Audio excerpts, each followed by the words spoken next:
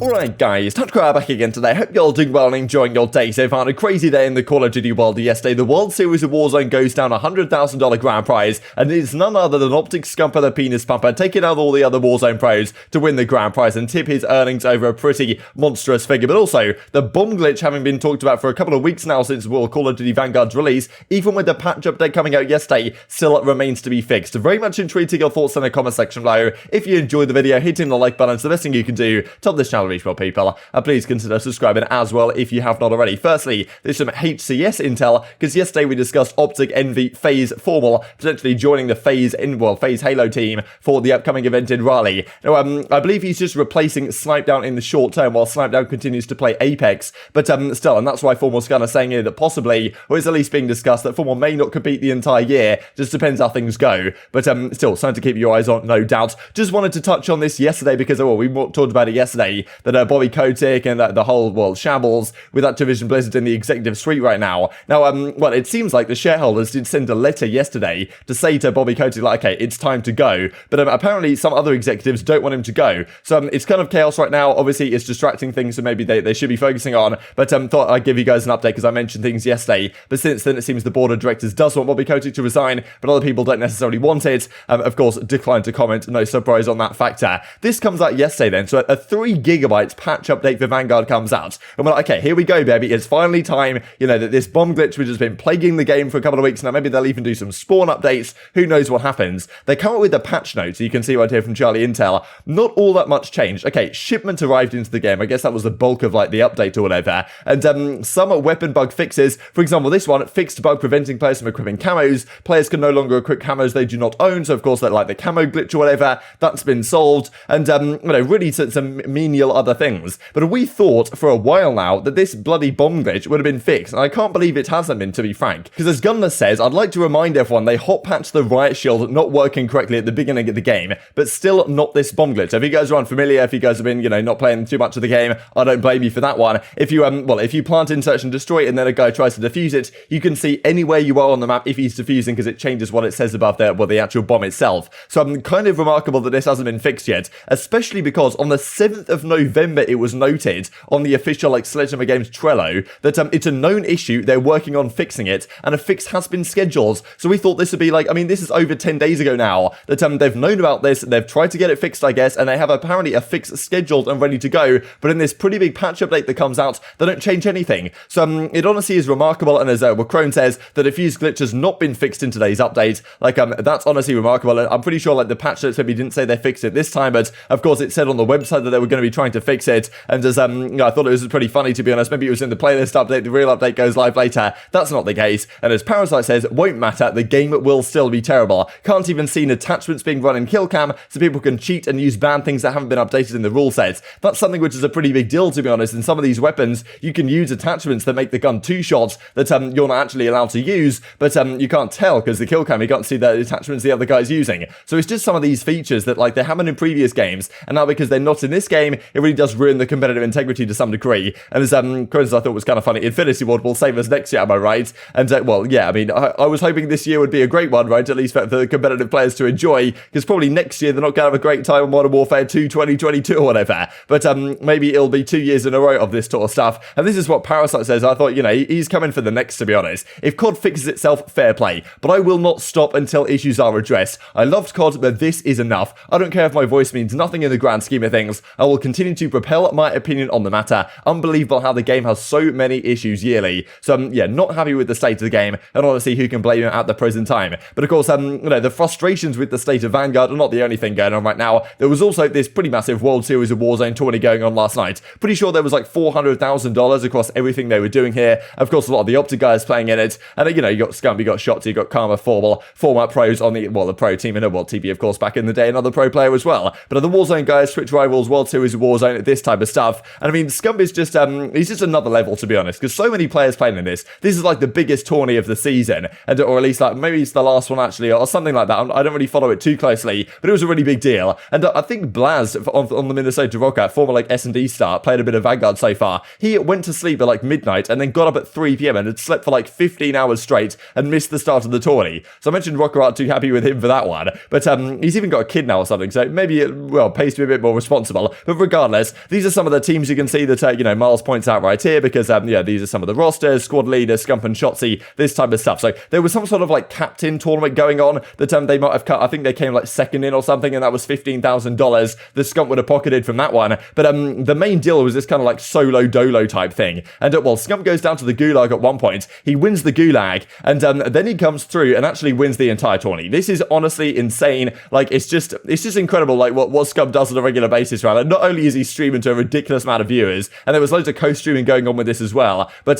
he's also winning the entire tourney, right? Like, I can't imagine, like, if I was Scump in his shoes, streaming to all those people, like, you'd be feeling the pressure, no? But yeah, Scump's just a different breed, I guess, and especially because, like, he doesn't even really play Warzone, right? Like, the last couple of weeks, he's been playing pretty much exclusively Vanguard, and obviously played a fair bit of Warzone during the off-season and stuff like this. He's obviously not a bad Warzone player by any means, but it is just hilarious in a way that a lot of these pro players will just come into Warzone and play it, and just be like, you know, just beat up on a lot of the quote-unquote Warzone pros, right? That's the thing, like, if the CDL doesn't go his way, or like, well, it depends, Scump's, I guess, going to retire at some point, but, you know, whatever the situation happens to be, whenever he does retire and step into content full-time, like, he's going to be an absolute demon in some of these tourneys, right? And still can play competitive in some of these. So, anyway, like, I'll share the highlights package for you guys here in just a second that puts together, but winning a load of massive gunfights here, especially though effectively the 2PC gets to the end to take down the first guy outside of like the gas or whatever, and then he wins the 1v1 against Aiden, of course, considered one of the very best Warzone pros, takes him down to win the entire thing. I mean,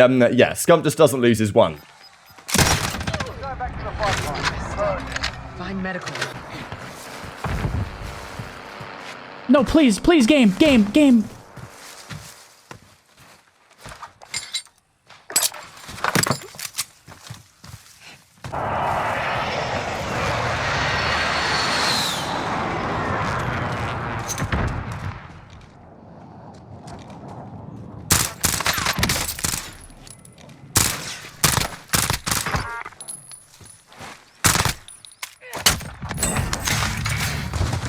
Zone located.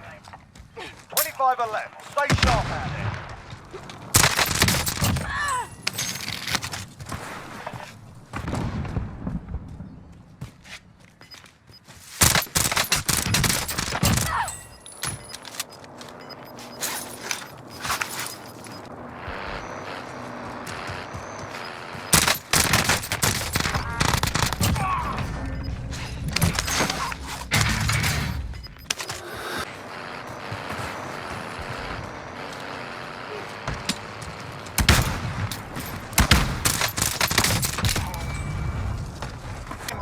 Marking new safe zone.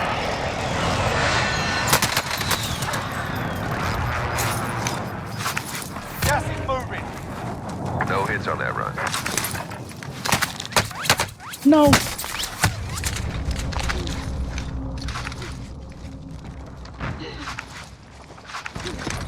No sweat.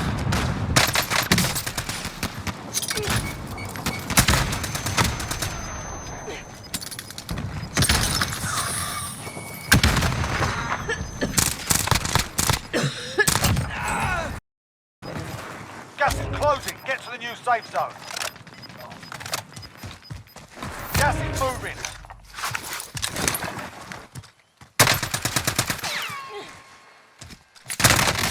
Oh my god! Oh my god! Oh my god! Oh my god! Oh my god! Oh my god, man! These are the stats that Breaking Point put out last night, showing this kind of solo YOLO November the 17th. Scump had 11 kills, Aiden had 10 kills. These are some of the other guys. Karma was up there with 8, to be honest. So, I mean, yeah, Biffle, for example, had 6. Accuracy was playing in it as well. So, yeah, a lot of pro players getting involved in this one. Pretty cool, though, to see Scump, I mean, win it. Like, who's even surprised at this point? The Shotzzy says, his duo, of course, I still cannot believe what I just witnessed. And that pocketed him a $100,000 straight in the pocket. I guess there's taxes and stuff, but he made $115,000 yesterday based on that World Series of Warzone tourney. Like, that is just honestly insane, that kind of the money in that, but also what's capable for an individual player to achieve in just a few minutes, to be honest. It is incredible, and there was so much reaction to this on the tunnel. This is one of the biggest World Series of Warzone tourneys, like probably one of the biggest things to happen in Warzone history, frankly, is Scump winning this. And also what it does mean now is that in terms of overall esports earnings, because we know that Crimsix, I think, is topping the lot at 1.3 mil, Clayster's behind him at 1.2 mil, helped out quite largely by the fact that the Modern Warfare World Championship was absolutely massive. But But now, with that Warzone earnings, Scump officially passes $1 million in Call of Duty winnings, which is pretty insane. Like, I think that probably pushes him to number 3 now if he wasn't there already. Maybe there's a couple of other guys in a similar mix, the likes of Karma, guys that have won a fair few world championships. They're certainly going to be there or thereabouts. I thought this was kind of funny from Gersh or whoever tweeted this out on the flank side. That is 20.67 times the Seattle Surge with $50,000 earned from 4 tourneys. I believe that Los Angeles Guerrillas is actually 30,000. So it would be even more than that, to be honest, in terms of timesing the entire history of an organization. But maybe some of these teams will be somewhat better this year in the CDL. At least we hope so. So there's a bit more competition going on. And I thought this is a nice little thread here, kind of, wholesome thread between Formal and Scump. So typical, says Scump, and Scump's enjoying a glass of wine after a performance like that. I was holding you back, apparently, not even close. Wouldn't trade our memories for the world. So very nice stuff. And then, they keep going on. You deserve it, kid. Drink up. Next HQ visit gonna be vibey. I'm teetering, Formal says already. So just nice to see between the two guys. Of course, Formal seemingly potentially still competing in Halo. We will see about that one going forwards. And as Scump says, don't lose my ones, right? This is pretty ridiculous. Like, the traction this type of stuff got on the tunnel was immense. And it could be kind of good for the pro scene in the sense that there's probably a fair few people here that kind of were watching the World Series of Warzone because they play Warzone casually. They stumbled across Scump's stream and he's winning the entire thing. And they're thinking, okay, who is this guy? Like, why isn't he playing Warzone all the time? And then they figure out he's actually like a Call of Duty pro, and they can kind of get into competitive Call of Duty the same way that many of us did, maybe back in Scump's videos way back in Black Ops 2 days when he was making public match videos, and you're like, damn, this guy's some sort of pub stumper, and then it turns out he's actually like a competitive player, and that gets you into the scene. That happened with a lot of people, and I mean, Scump's just an absolute force in the scene. It honestly is incredible. This I thought was also kind of funny from Gunless. I did thought I'd mention this, and Martin pointed it out to me as well in the replies. Don't let Scump winning the 100k solo dolo distract you from the fact that Classic got knocked out in the said game in under 30 seconds. So that's pretty funny. I think Classic was playing with Asim in like the doubles or whatever. But yeah, 30 seconds in, Classic's gone. But if he hadn't have done, maybe he wins the entire thing. Who really knows? And just to finish off with this, I thought it was kind of, at least a funny reply from Arcitys here with, these CDL versus HGS skins. We know that Halo got these nice esports skins on release. And of course, like, you could argue that the HGS stuff, they were in months of development before the game actually went live. But still, the CDL ones on the left-hand side here, probably less pretty. And also the CDL ones are just literally copy and paste with the different colors that we saw last year. The camos, the team skins and stuff like this. But still, for whatever reason, they probably look worse than the Halo ones that, came on launch day. But maybe this year we're in for a better time. But I wouldn't count on it necessarily. Very much intrigued to your thoughts and all this stuff in the comment section below. Hope you guys enjoyed the video. If you did enjoy it, hitting the like button tells the YouTube gods this is a good video. And looks like you should see it as well. And I've grown the competitive Call of Duty community. Thank you for watching as always. Take care. And I will see you next time.